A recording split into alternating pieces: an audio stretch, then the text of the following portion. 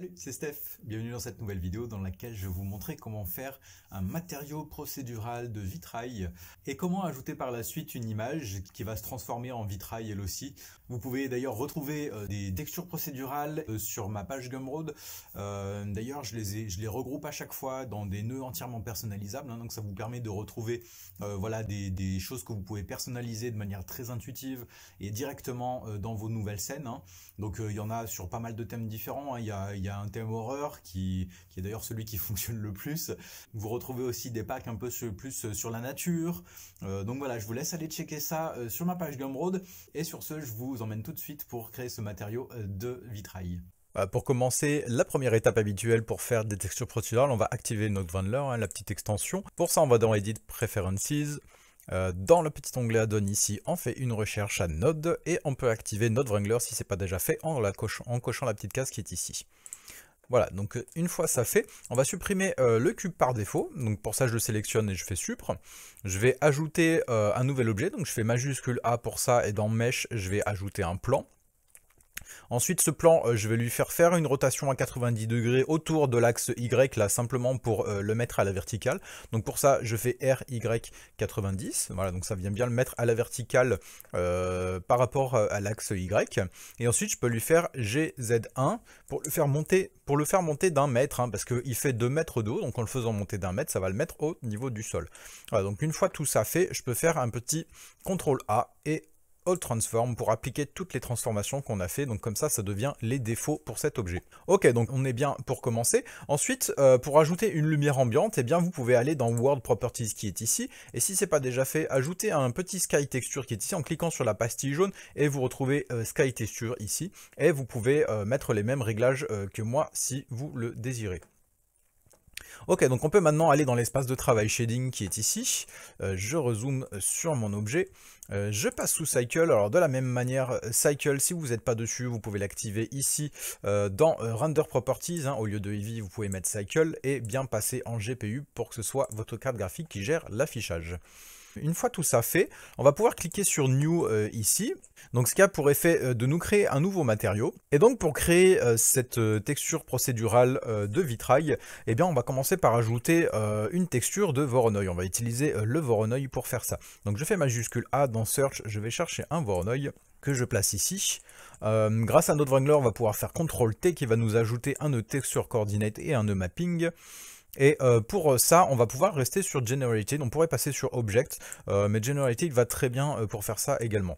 Ok, donc ensuite on va pouvoir ajouter un color ramp juste à côté. Donc je fais majuscule A, je vais chercher un color ramp et je le place ici. Et on va pouvoir relier la sortie distance à notre color ramp.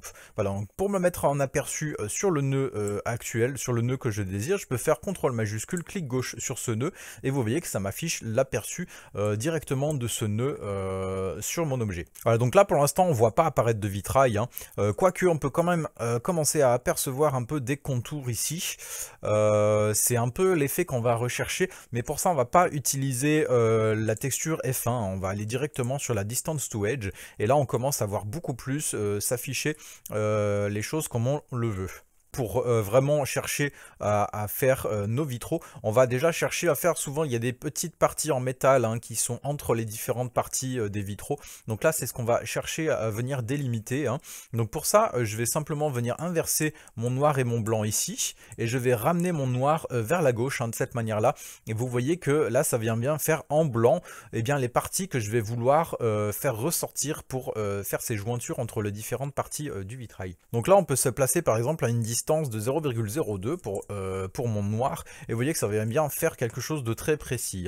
Et pour commencer, on va pouvoir relier ça directement à un bump pour le faire ressortir sur mon objet noir. Je vais chercher un bump, je relie ma color sur ma hauteur ici, et je relie la normale sur la normale de mon nœud principal. Et là vous voyez que si je me mets sur l'aperçu de mon nœud principal, et bien vous voyez déjà apparaître donc les jointures indirectement des différentes parties du vitrail.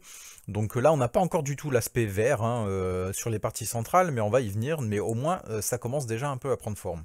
Donc pour faire apparaître ce vert, avant même de mettre des couleurs ou quoi que ce soit, on va simplement délimiter les zones un peu différemment. Donc pour ça, je vais dupliquer ce color ramp ici.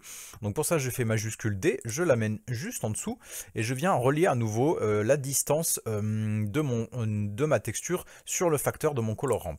Ok, donc on peut le réinitialiser, donc pour ça je fais la touche retour arrière, vous voyez que ça réinitialise complètement mon color ramp, et cette fois-ci c'est mon blanc que je vais ramener vers la gauche, et on va le mettre à une position de 0,1 directement, et donc ça on va l'envoyer dans la transmission de notre nœud principal qui est ici pour créer cet aspect de vert. Donc vous voyez que je l'envoie directement sur ma transmission ici, et donc vous voyez l'effet que ça vient faire, ça vient créer du vert en fait sur les parties centrales de nos cellules ici. Donc vous voyez que si je me mets en aperçu ici, vous voyez bien ce que ça fait, hein. On n'a pas de vert sur les parties noires et on aura du vert sur les parties blanches. Donc là, c'est bien ce que ça nous fait ici, hein.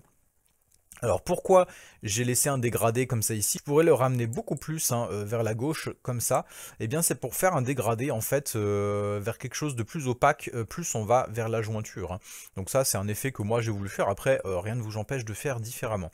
Ensuite pour avoir un effet de vert un peu plus probant, on va simplement baisser la roughness, hein. Je vais me mettre précisément à 0,2 de cette manière là. Et là vous voyez qu'on commence vraiment à avoir cet aspect de vert très intéressant. Ok, on va pouvoir envoyer cette donnée là dans un autre bump, hein, pour donner du relief un peu à tout ça. Donc je décale un peu celui-là, je le duplique en faisant majuscule D, je viens le placer juste à droite de l'autre. Comme ça, la normale de celui-ci est envoyée dans la normale du suivant, et je peux envoyer ce qui sort de ce color ramp dans la hauteur de ce bump. Comme ça, vous voyez, ça vient donner un volume supplémentaire basé sur ce qu'on a défini ici. Ok, donc par contre, ce bump est beaucoup trop fort pour l'instant, donc on va régler les deux bumps, hein. Même celui-ci est trop fort, on va le mettre à une distance de 0,1, ce qui va venir adoucir un peu les angles, hein, ça les arrondit un petit peu. Et celui-ci, on va le passer également à 0,1 pour adoucir tout ça, mais on va également réduire sa force, hein. On peut la passer par exemple à 0,38, ce qui vient créer quelque chose de beaucoup plus agréable à regarder. Voilà, bon, l'aspect blanc pour l'instant du pourtour, en fait, amène un effet d'optique qui donne l'impression que ça rentre plus que ça ne ressort. Mais vous voyez que si je débranche, la transmission, vous voyez que ça donne bien l'effet que l'on veut, hein. On a les parties centrales qui ressortent vers nous, qui sont plus bombées, et les parties intérieures, c'est la même chose. Donc ça va mieux se préciser quand on va préciser les couleurs tout à l'heure. Donc pour l'instant, je le laisse comme ça. Donc c'est vrai que ça laisse ces côtés un peu blancs comme ça, mais ça va être corrigé par la suite. Ok, donc les couleurs, on y vient justement. Donc on va pouvoir dupliquer notre nœud Voronoi qui est ici. Donc pour ça, je fais majuscule D, je l'amène juste au-dessus. Je relie à nouveau mon vecteur. Et cette fois-ci, donc je ne veux pas un distance to edge, on va repasser en F1. Tout simplement pour pouvoir utiliser la sortie color. Alors là, attention, ce qui est vraiment important de garder à l'esprit, c'est qu'il faut que les données des deux Voronoi restent les mêmes, hein. On n'est pas sur le même type de texture, mais pour que ça fonctionne, il faut que les paramètres restent exactement les mêmes, hein. Ok, donc là, simplement, on va mixer la sortie couleur de ce Voronoi avec la sortie distance de celui-ci. Donc pour ça, j'ajoute un mix color que je viens rajouter ici. Donc je peux envoyer ma sortie couleur dans l'entrée B de mon mix color et mettre la distance ici dans l'entrée A de mon mix. Donc vous voyez que si je me mets dessus, eh bien ça vient créer un peu cet effet là, hein. Si je me mets uniquement sur ma couleur ici, ça vient créer des aplats de couleurs, hein, de cette manière là. Donc là vous voyez qu'avec le mix déjà ça commence à donner un peu plus de volume à tout ça. Donc nous c'est pas mix pour autant que l'on va vouloir. Alors bon, ça marche assez bien mix, hein, mais je trouvais intéressant de passer en color. Voilà, le color vient donner vraiment cet aspect là, où on a des zones noires vraiment sur les pourtours, hein, des cellules.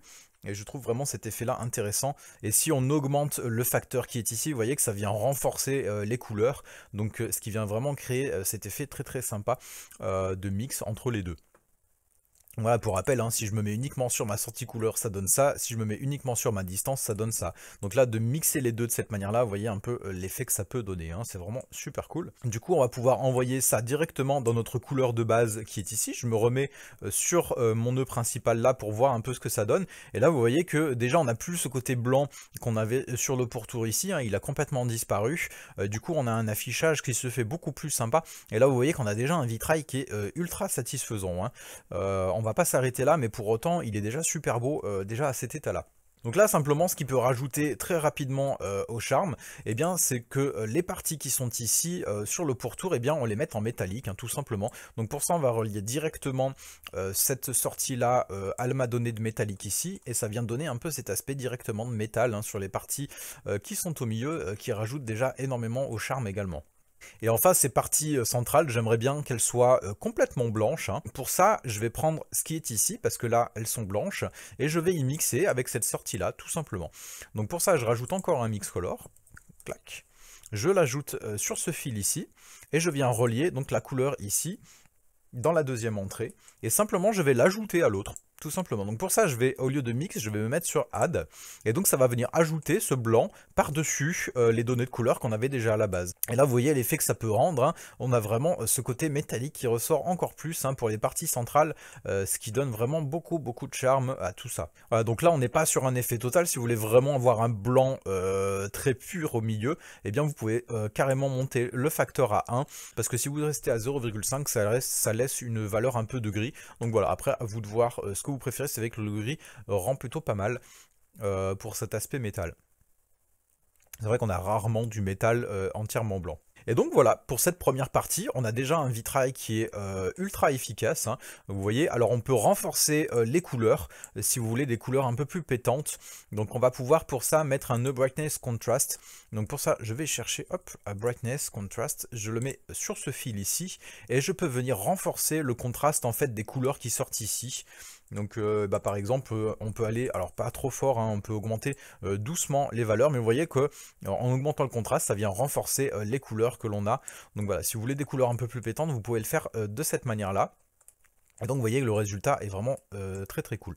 Ok, donc maintenant on va vouloir ajouter eh bien, la photo, simplement parce que on aime bien des fois avoir des scènes ou des personnages sur le vitrail, hein, pour faire un peu comme dans les églises. Et donc là pour ça, donc on sort du procédural, hein, là pour le coup, parce que dès qu'on met des images, on n'est plus sur une texture 100% procédurale, mais bon, en tout cas on va se prêter au jeu. Je vais ajouter donc pour ça un nœud image. Voilà, je l'ajoute au-dessus ici. Et ici, je vais utiliser mes UV, hop, que je mets dans le vecteur pour gérer l'affichage de mon image. Donc je vais cliquer sur Open pour aller chercher l'image que je veux utiliser, donc ici le tigre. D'ailleurs je vous mets le lien dans la description si vous voulez récupérer exactement la même image, hein. Vous la trouvez sur Pixabay. Voilà, donc je mets mon image ici. Et si je me mets en aperçu dessus, voilà ce que ça donne. Voilà, donc là vous voyez qu'elle est mal orientée, hein, par les UV, elle est mal orientée. Donc je vais pour ça rajouter un nœud mapping directement pour elle. Donc hop, je vais chercher un mapping que je place ici. Donc simplement on va se mettre à moins 90 degrés, hop, sur l'axe Z ici, et vous voyez que ça vient bien m'afficher correctement. Hein. Ok, donc on est bon pour l'affichage de notre tigre. Alors pour intégrer mon tigre à ma texture, hein, qui est celle-ci, eh bien il va déjà falloir que je la mixe avec la sortie de mon Voronoi qui est ici. Pour ça je vais faire jusque là, je vais chercher à nouveau un colorant que je peux placer ici. Je vais relier à nouveau ma texture ici, donc celle qui est en distance to edge, hein, bien récupérer celle-ci. Je la relie ici dans mon facteur. Donc si je me mets dessus, pour rappel, ça donne ça. Donc ça va me permettre de mixer ça avec ce qui sort de mon image ici. Voilà, donc on va le faire. Donc je rajoute un mix color que je place ici. Donc je viens mettre ça dans mon entrée B, je viens mettre ça dans mon entrée A, et je me mets en aperçu dessus. Donc pour rappel, avec CTRL majuscule, clic gauche dessus, pour voir un peu ce que ça rend. Donc là, on peut tester les différents modes de fusion qui sont ici, hein, pour voir un peu les résultats. Et vous allez voir que si vous allez sur celui qui s'appelle Substract, eh ben, ça va pouvoir permettre de faire des choses assez intéressantes. Pour que ça devienne intéressant, on va simplement, hop, mettre notre blanc à gauche, et vous voyez que si je ramène mon noir, vous voyez que ça vient commencer à donner cet aspect un peu voilà, de cellules directement à mon tigre, hein. Ça vient donner des contrastes différents sur mon tigre. Donc on peut se mettre par exemple à une position de 0,23, et là vous voyez un peu l'effet que ça fait. Ok, mais du coup ce résultat là, on va pouvoir le mixer avec nos couleurs qui sont déjà ici, hein. Donc simplement on va remplacer ce qui vient d'ici. Donc pour rappel, c'est ça, hein, directement. Eh bien, on va le remplacer par ce qui vient de là. Donc pour ça, donc je prends cette sortie-là et je viens l'amener dans le A ici, et on va voir l'effet que ça peut avoir. Et là, vous voyez que ça commence bien à mixer notre tête de tigre avec, avec le vitrail, hein. Bon, le résultat n'est pas encore des plus probants, mais en tout cas, ça commence un peu à prendre forme cette affaire. Ensuite, pour aller plus loin, on peut augmenter ici le facteur, hein, pour voir un peu ce que ça donne. Et là, vous voyez que ça vient plus diviser, hein, ça vient plus accentuer ce côté sombre que l'on avait ici, hein, donc c'est ce qu'on cherche, hein. Vous voyez que là, si je renforce le facteur, ça vient augmenter cet effet, voilà, de séparation avec les cellules, hein. Donc on va vouloir l'augmenter un peu plus pour que ça renforce un peu cet effet ici. Donc on peut passer par exemple à un facteur à 0,7 sans aller forcément trop loin, parce que sinon après on ne voit plus notre image. Mais en tout cas, ça renforce cette impression-là directement ici. On va pouvoir aussi renforcer notre contraste, hein, le passer par exemple à 0,5 pour augmenter un peu l'effet des couleurs sur l'image. Et enfin ici on va changer le mode d'affichage des couleurs, hein, parce que là en color space vous voyez qu'il n'y a rien de renseigné pour l'instant sur l'image. Donc ça on va devoir le changer pour mettre quelque chose de plus approprié. Donc on pourrait passer directement en sRGB et là vous voyez que le mix se fait de manière beaucoup plus correcte, hein. On a quelque chose qui est beaucoup plus sympa déjà dans l'affichage. Mais moi je trouve sympa de le mettre dans un mode linéaire, par exemple celui-ci qui vient faire un peu plus aplatir un peu les couleurs du tigre. Donc ce qui renforce un peu cet effet, voilà, que ça a été vraiment intégré directement dans le vitrail, hein. Et donc voilà comment intégrer eh bien notre tigre à notre vitrail. Donc après les données mapping ici vont nous servir, alors surtout celui-ci vont nous servir à changer les données de nos cellules ici, hein. Vous voyez qu'on peut venir changer l'échelle. Donc tout simplement, donc ça va permettre, voilà, de venir directement mettre une échelle qui nous correspond le mieux. Et ensuite on va pouvoir changer les données de localisation ici, vous voyez, pour éventuellement mieux faire correspondre la texture simplement à l'emplacement du tigre, hein. Donc après voilà, vous pouvez chercher un emplacement qui vous parle le mieux par rapport à eux, par exemple pour mieux voir les yeux, tout ça. Donc voilà, ça permet vraiment d'adapter, vous voyez, la texture à l'image qui est derrière. Donc là vous voyez par exemple on voit plutôt bien les yeux. Voilà, donc ça après c'est vraiment en fonction de ce que vous voulez faire. Et enfin, pour voir un peu plus le résultat, on peut passer sur un HDRI, un affichage avec un HDRI. Donc pour ça je vais ici dans ce petit menu-ci et je peux enlever World Scene ici. Donc pour voir le HDRI s'afficher, et si c'est pas déjà fait dans Render Properties, vous pouvez aller dans Film, et si Transparent est coché, vous pouvez le décocher, hein, pour voir éventuellement le décor qui est également ici. Alors, donc on peut le laisser en transparent ici, on n'a pas forcément l'utilité. Et vous voyez que là on voit bien tous les reflets se faire sur le vitrail, hein, de partout. On voit bien l'effet de verre, hein, de partout que ça crée. Ensuite, ce qu'on peut éventuellement faire pour rajouter de l'effet, c'est rajouter un peu d'épaisseur à notre plan. Donc pour ça on peut aller dans les modifiers ici et ajouter un modifier Solidify. Voilà, donc dans la petite recherche, vous mettez Solidify. Ensuite, dans Thickness, vous voyez que ça rajoute une couche d'épaisseur à notre plan. Dans Thickness, on peut passer éventuellement à 0,05. Donc voilà, que ça rajoute une bonne épaisseur. En général, c'est du verre qui est quand même assez épais. Alors peut-être 0,5, c'est un peu épais. On va passer à 0,03. Et donc là, vous voyez que ça vient vraiment créer un effet encore plus intéressant, hein. Ça donne cet effet de profondeur au vitrail. Donc on voit encore l'affichage du tigre différemment, hein. Il est passé un peu à l'arrière. On peut peut-être le baisser encore un peu. Hop. Donc vous voyez qu'en rajoutant cette couche d'épaisseur, ça vient encore rajouter à l'effet et c'est vraiment très probant, hein. Voilà, merci d'avoir regardé cette vidéo jusqu'au bout. J'espère vraiment que ça vous aura été utile. Voilà, encore une fois, n'hésitez pas à aller checker ma page Gumroad si le cœur vous en dit et si vous avez le cœur de soutenir la chaîne également. Et n'hésitez pas à commenter, partager la vidéo si vous pensez que ça peut servir à un de vos proches. Et sur ce, je vous dis à très vite pour un prochain tuto. Ciao!